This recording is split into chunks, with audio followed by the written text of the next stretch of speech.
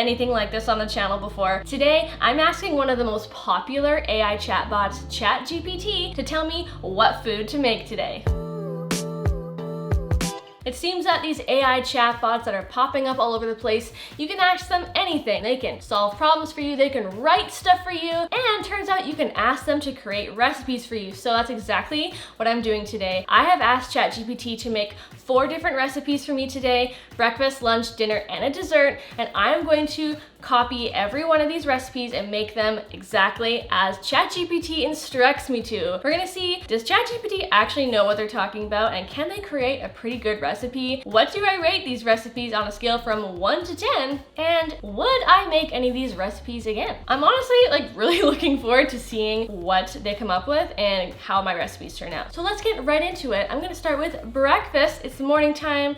I'm still kind of in my jammies, so here is what we're doing for breakfast. So I have my laptop open, I've got a conversation already started with ChatGPT, and I asked the question, what breakfast recipe should I make? Rather, what gluten-free vegan recipe should I make for breakfast to show on my YouTube channel? And it told me to make a vegan gluten-free banana pancakes recipe. It's given me a complete list of all the ingredients that I need and all the directions. So let's just get right into this. So we're gonna start with step 1. In a small bowl, mix the ground flaxseed with water and let sit. So I actually already jumped ahead and I did that. So it's nice and thickened up here. Step 2, in a large mixing bowl, whisk together the gluten-free all-purpose flour, baking powder, baking soda, and salt. So in other words, let's mix up all of the dry ingredients into one bowl. All right, so in goes the gluten-free flour plus the baking powder, baking soda, and salt. And set it aside. Step 2, it says to combine the mashed bananas, plant-based milk, maple syrup, vanilla, and flax egg that I prepared earlier. So let's do that. I'm gonna start with the maple syrup because I already spilled some on my counter and my banana is presently propping up my spoon so it doesn't spill any further. Add in that flax egg concoction. Very, very ripe banana. Mashing. Teaspoon of vanilla. Artificial in my case, because vanilla is just so damn expensive. And 3/4 cup of plant milk. I am using soy. And now we whisk together, and I feel that I have definitely taken a bowl that is too small for this task. I have a banana pancakes recipe on my YouTube and on my blog. And you just put all the ingredients in a blender. I honestly haven't made a pancake batter, like this in years. Not saying that this is bad or anything, but damn, it goes a lot faster just putting everything in a blender and hitting one button. Who knows, maybe these will change my mind and maybe these will be my new favorite pancakes. Okay, I'd say that is whisked up enough. I have a feeling I know what step number 4 is. Pour wet ingredients into the dry and stir until just combined. Be careful not to overmix. A few lumps are okay. All right.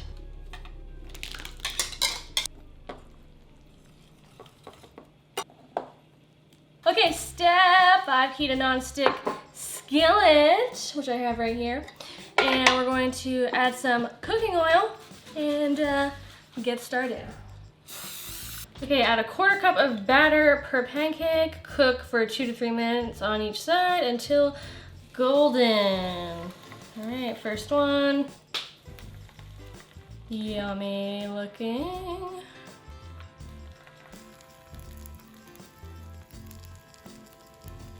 All right. 1, 2, 3. Ooh. 1, 2, 3.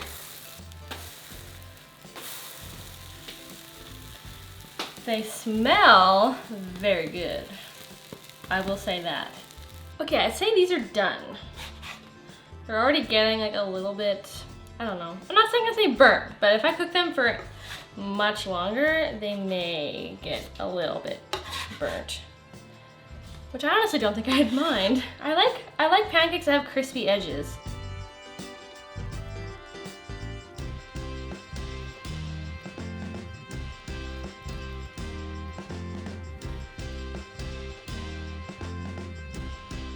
Oh my gosh, I'm very excited. Yes, I am using a butter knife to cut my pancakes.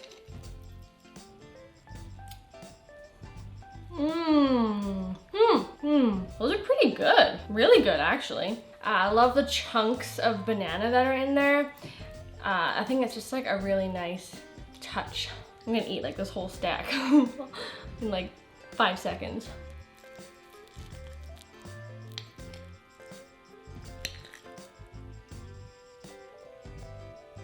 I would say 8.5 out of 10. 8.5 out of 10. Very good. I think I would make these again, for sure. They do take a little extra time, but I don't know. If I have the time, I think I'll do it. So what does ChatGPT have for lunch for us today? Well, let's find out. I asked ChatGPT, what vegan and gluten-free summer lunch recipe should I make for my vegan and gluten-free YouTube channel? They basically came to the conclusion of a mango and black bean quinoa salad. Sounds pretty good. It says it's perfect for summer as it combines the sweetness of ripe mangoes with the protein-packed goodness of black beans and the nutty flavor of quinoa. It's light, satisfying, and bursting with tropical flavors. Nice write-up. Okay, so let's get started. So I've already got my quinoa cooked. I'm going to start now by chopping up all of the fruit and vegetables. Starting with that mango. So here's how I chop a mango. I learned this somewhere on the internet. I used to not do it correctly and I made it really hard on myself before, but cut off the large fleshy sides, then chop off the sides around the seed. Okay, and then you carefully, without cutting too hard so that it cuts through to your hand, you score like a grid, lengthwise and then this way. So it's like a checkerboard. Do that with both.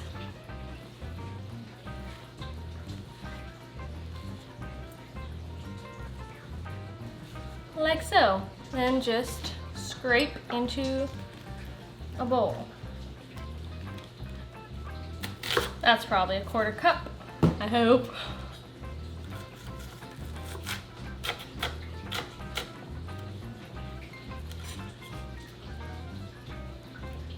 Okay, so I am just going to rinse out my black beans.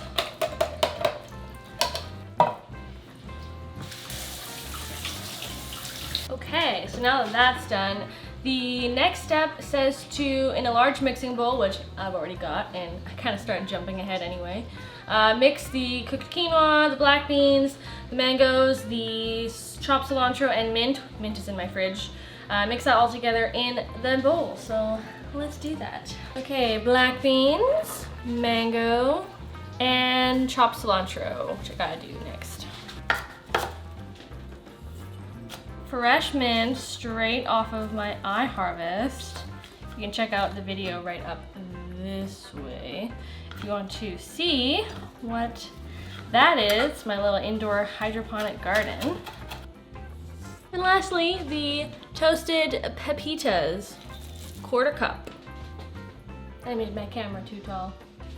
It's okay, I'll stand on my tiptoes for what I'm about to say. And that is, I'm very excited for this. This all smells very nice. Like, great job, ChatGPT. I think we've got something that could be very good here. So let's move on. I need to stir all of these ingredients up and then I gotta make the dressing. So let's do that.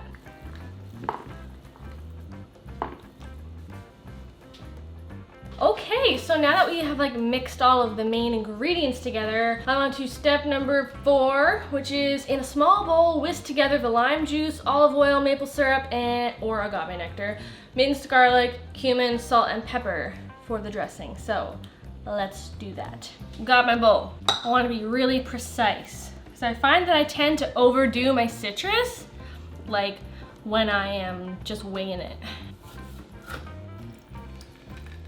Okay, let's measure out 3 tablespoons. 1, 2, look at that, I was totally right. 1.5 limes turned out to be 3 tablespoons, yay me. And then olive oil, 2 tablespoons. Half a teaspoon of cumin, 1 tablespoon of maple syrup, and 1 clove of minced garlic.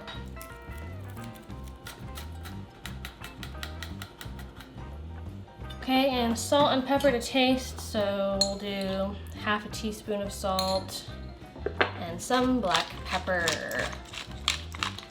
Whisk it up. Okay, so the dressing has been made. Let's see what the next step is. Pour the lime dressing over the quinoa. That seems like an obvious next step. Add more salt, pepper, or lime juice if needed. You know, I should probably taste this dressing just to see if it actually is good. I think it needs a little bit more lime juice. It needs a little more acidity. Okay, let's do one more. I got a half of a lime left, so I'm just gonna add that in. Stir it up. Okay, let's try. Yes. That was perfect. Brings out the maple and the cumin. It's good. Okay, pouring over the salad. So let's stir it up, I presume is the next step. Yes, it is. Now we must chill. Chill, man. Just need to chill. For 30 minutes in the fridge. Too bad. I kind of wanted to eat it now, but I guess the quinoa was kind of warm still when I started making this, so yeah, I should chill it. See you in 30.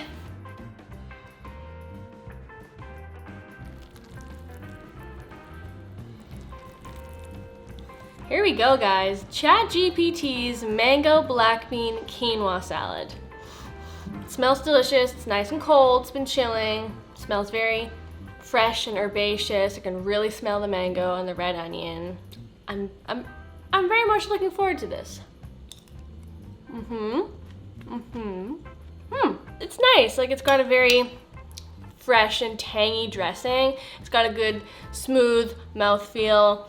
And it kind of came together pretty quickly. I could see myself making this again one day. So I'm gonna give this a 7 out of 10. I think 7 out of 10 is a fair rating. Alrighty guys, time for dinner.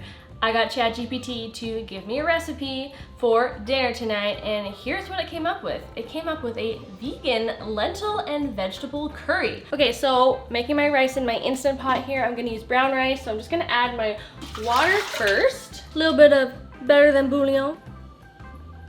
You know, add a little extra flavor. Helpful hack for you guys, if you're ever cooking rice in your Instant Pot, whenever you add the water in, just turn the saute setting on first so the water heats up before you add your rice. This will make your rice cook so much faster.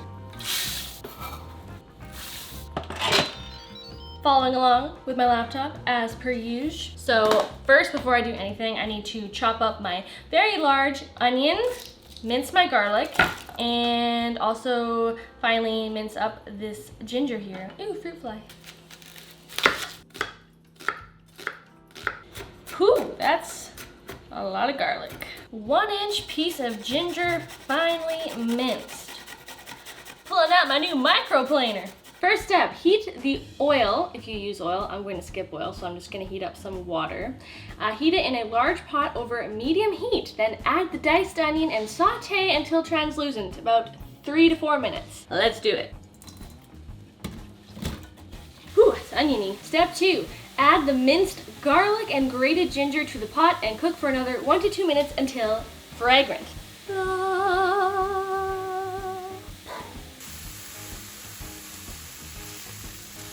That is a good smell.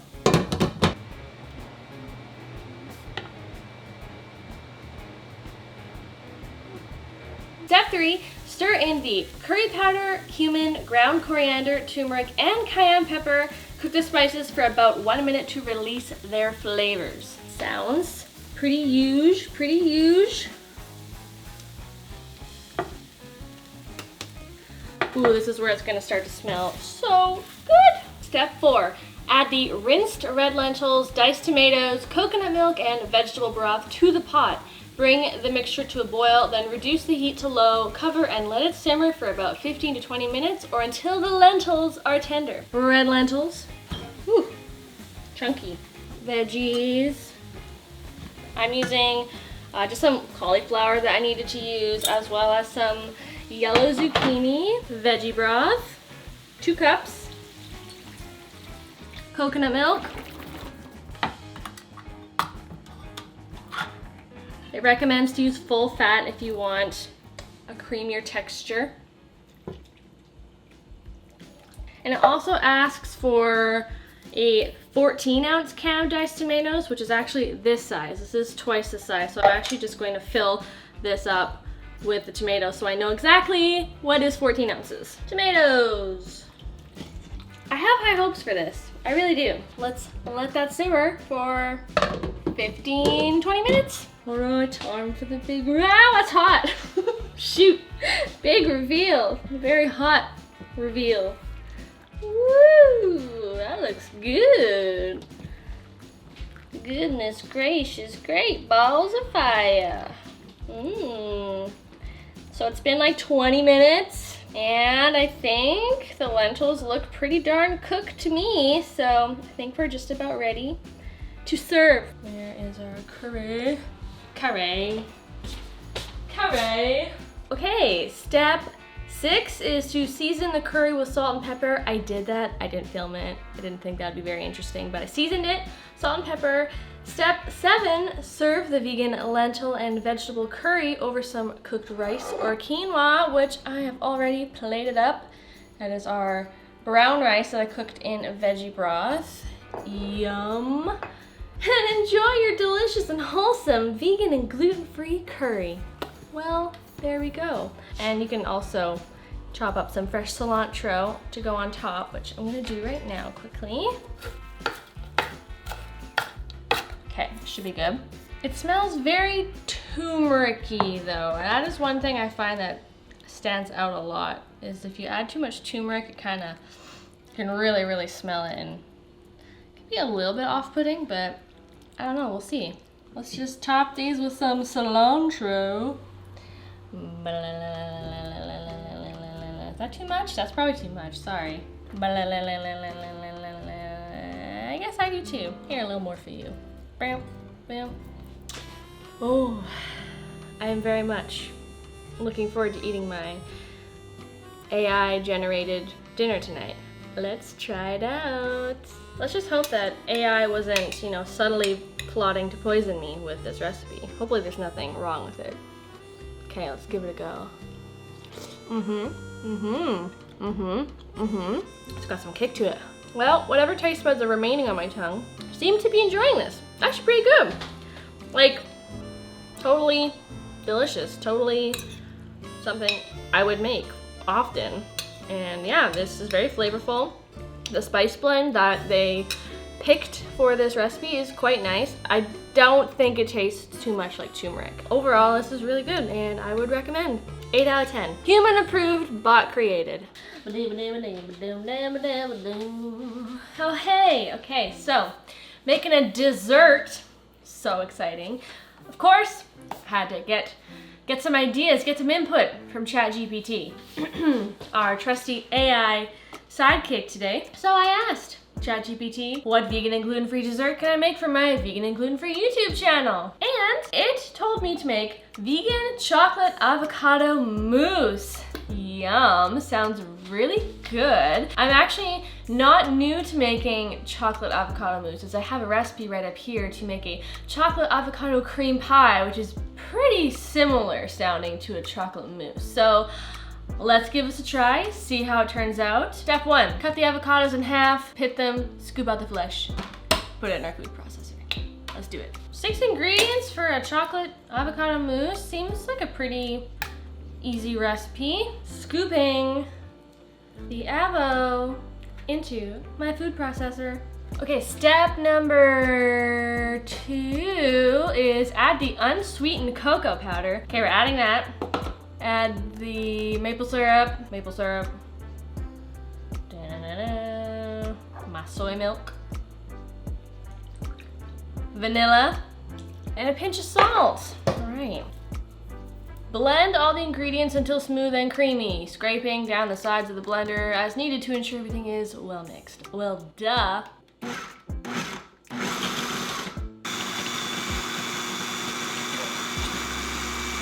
Wow, that is so dark. Holy crap. It's like almost black. It's definitely turning into a mousse. Okay guys, we're doing this. There was a few clumps I just could not, for the life of me, eliminate. Okay, wow, I'm gonna just say, this is super, super dark. Like, dark chocolate, you guys. Look at that. Oh my gosh.